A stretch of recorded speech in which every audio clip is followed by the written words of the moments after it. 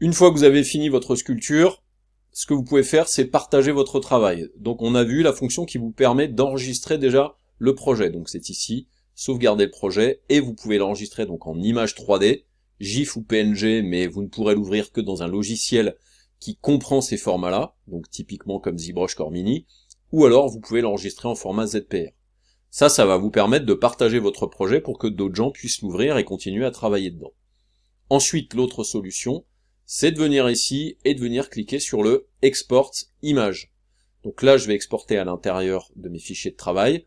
Vous avez différents formats, Photoshop, JPEG, BMP, TIFF, etc. Donc je vais choisir un Photoshop, je fais enregistrer, et là, globalement, il ne me pose pas trop de questions concernant des possibilités de modification de fichiers et tout. Donc ce que je vais faire, c'est que je vais ouvrir Photoshop parce que j'ai choisi un format Photoshop. Je vais vous le mettre du côté de votre écran et pas sur le mien. Et en fait, voici ce que vous avez. Ça va dépendre de la résolution de votre écran. Et là, vous voyez, en fait, ce qu'il m'a fait, c'est qu'il m'a fait un rendu de ma tête. Moi, j'ai un écran relativement large. Hein, vous voyez, en fait, c'est la double taille d'un 1080 en largeur. Et du coup, bah voilà ce qu'il a fait. Il m'a fait juste, en fait, le rendu de ça. Et donc ça, vous pouvez ensuite, par exemple, le recadrer. Je pourrais faire un truc dans ce genre-là. Par exemple, image, recadrer.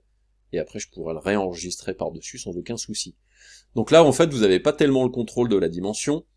Il y a un petit truc que vous pouvez tester, je vais vous remontrer, donc je vais cliquer là-dessus, je vais choisir un format JPEG cette fois-ci, et là je vais l'appeler image rendue.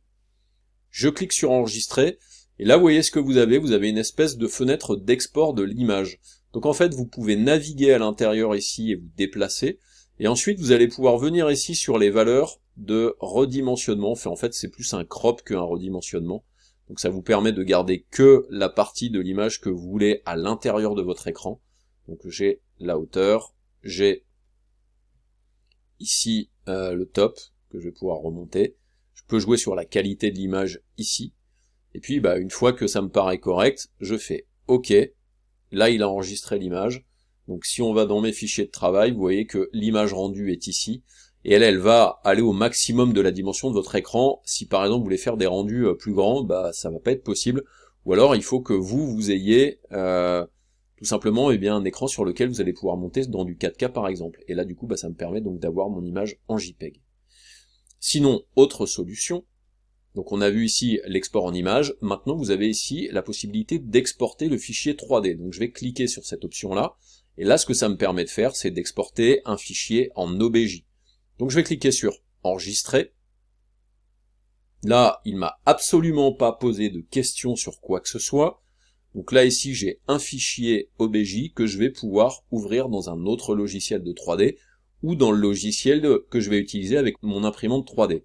Donc je vais par exemple ouvrir un logiciel de 3D, donc dans mon cas je vais ouvrir 3ds Max, mais comme c'est un fichier OBJ, vous pouvez l'ouvrir avec n'importe quoi.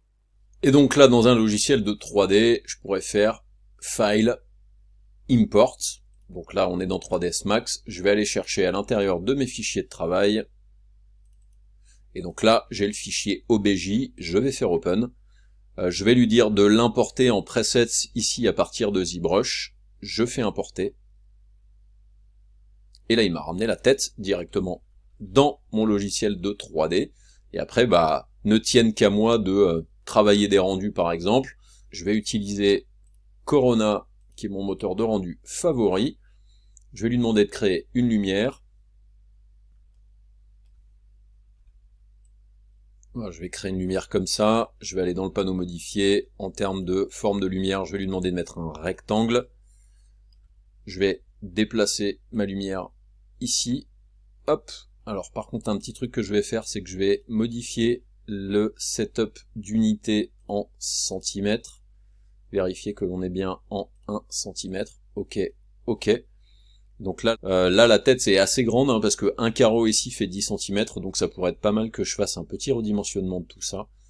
Parce que là, clairement, une tête comme ça, ça fait max 20 cm de large. Ok. Je vais prendre, voilà, ma lumière.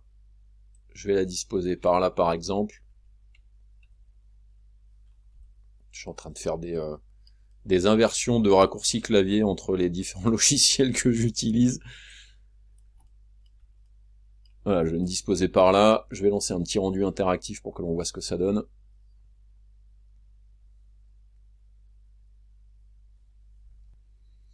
Voilà, petit rendu interactif à l'intérieur de Corona. Je vais me rapprocher un petit peu. Et je vais venir lui baisser l'intensité de la lumière pour que l'on voit ce que ça donne. Et donc on peut arriver en fait à faire quand même avec ce sculpte là des rendus assez sympas, hein. Il n'y a vraiment pas de souci là-dessus. Après ça va dépendre effectivement de l'application que vous avez de ce sculpte. Si par exemple vous voulez effectivement faire une modélisation pour du jeu vidéo, etc., il va y avoir tout un tas de processus que vous allez devoir mettre en place. Ramener la géométrie à l'intérieur d'un logiciel, faire une retopologie. Enfin, il y a tout un troupeau de trucs à faire si vraiment vous voulez pouvoir utiliser ça en jeu vidéo. Donc là, en l'occurrence, ça va être du sculpte rapide, du partage effectivement du sculpte avec le rendu que vous avez pu voir. Et après, si vous voulez aller plus loin, ça va être forcément un export de votre géométrie pour l'amener dans un autre logiciel pour faire des rendus un petit peu plus sympas, par exemple effectivement comme on le voit ici à l'intérieur de 3ds Max avec Corona.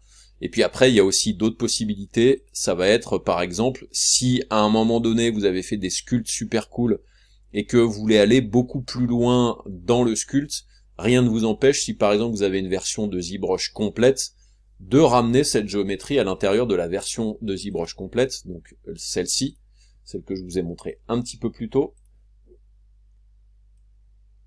Je vais disposer la fenêtre au bon endroit, parce que sinon, effectivement, ça va être un peu problématique. Et du coup, à l'intérieur de ZBrush, je vais juste faire importer. Il m'a installé la version française, ça va pas le faire. Donc je prends mon 3D Print, Shift-clic, édition, et là regardez, j'ai bien ici ma géométrie, je peux faire un Shift F pour que l'on voit la géométrie telle qu'elle était ici, et du coup moi après je pourrais tout à fait venir dans ZBrush et venir faire des modifications. Donc là je pourrais venir dans les différents pinceaux que on a dans ZBrush, et là vous voyez quelle est la quantité de pinceaux qu'on a dans ce logiciel là par rapport à la version gratuite.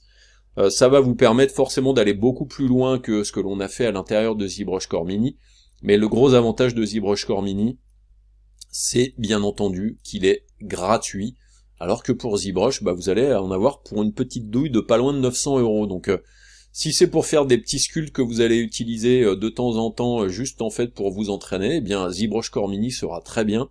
Après par contre forcément si vous voulez aller beaucoup plus loin, il faudra forcément aller dans un autre logiciel.